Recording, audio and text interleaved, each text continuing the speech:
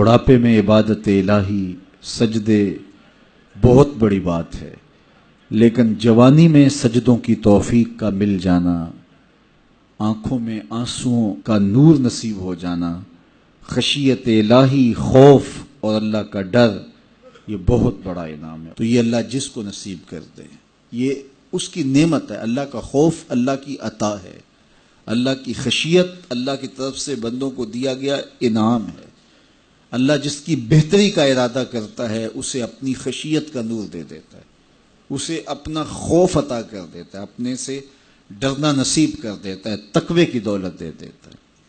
اور اگر کوئی دلیری سے کہے میں نہیں ڈرتا، یا ڈٹائی سے گناہ کرے، گناہ کرنے کے بعد بھی کئی لوگ چھاتی چوڑی کرتے ہیں، تو یہ اللہ کی ناراضگی کی دلیل ہے کہ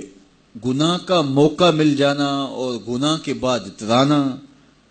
سرکشی، تمرد اور اس پر بھی مسرت، تو یہ بہت بڑی حماقت اور اللہ کی رحمتوں سے دوری کی دلیل ہے۔ اور نیکی کی توفیق کا میسر آنا اور گناہوں سے بچ جانا اور اللہ کی خشیت، اللہ کا خوف سینے میں موجود رہنا، اور اگر کبھی گناہ سرزد ہو جائے تو فوراً توبہ کر لینا۔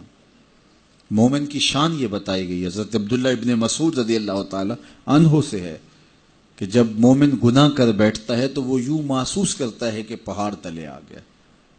اس کے اوپر یوں ایک بوجھ لگتا ہے، جلدی جلدی تلافی کرتا ہے، توبہ کرتا ہے، رجوع اللہ کرتا ہے تاکہ مجھے معافی مل جائے۔ اور منافق کی مثال یہ ہے، گناہ کرنے کے بعد یوں محسوس کرتا ہے بدن پہ مکھی بیٹھی تھی، ہلکے اشارے سے اڑا دی۔ اور دن میں کتنی مرتبہ مکھیاں اڑاتا ہے ایک آدمی، سویر سے شام تک، شام کو سے شمار اور یاد بھی نہیں ہوتا کہ کتنی مرتبہ یہ عمل میں نے کیا ہے۔ تو میں اور آپ اپنے آپ کو دیکھ سکتے ہیں، یہاں بیٹھے اپنے ضمیر میں اتر کے جھانک سکتے ہیں کہ ہم کھڑے کہاں ہیں۔ ہم سے کبھی کوئی گناہ سرزد ہو جائے تو کیا ہماری یہ کیفیت ہوتی ہے کہ ہمیں یوں لگے کہ جس طرح پہاڑ تلے آ گئے ہیں،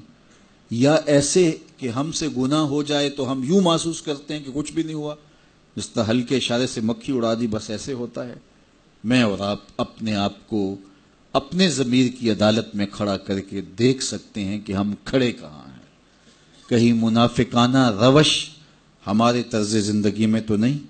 یا کہ وہ مومنانہ شان ہے کہ گناہ کے بعد پہاڑ تلے آ جانے کی کیفیت محسوس کرتے ہیں اور جلدی جلدی تلافی کرنے کی کوشش کرتے ہیں، بے چین ہوتے ہیں، آنکھوں سے آنسو نہیں تھمتے اور رجوع اللہ کرتے ہیں، طبیعت میں ایک ہیجان، بے تابی اور پچھتاوے کی سی کیفیت ہوتی ہے، ہم سے یہ ہو کیا گیا، ہمارا رب ناراض ہو گیا۔ تو میں اور آپ اپنا اندازہ کریں اور دیکھیں کہ ہم کھڑے کہاں ہیں۔ تو اللہ جل شانہ ہمیں اس کی توفیق عطا فرمائے۔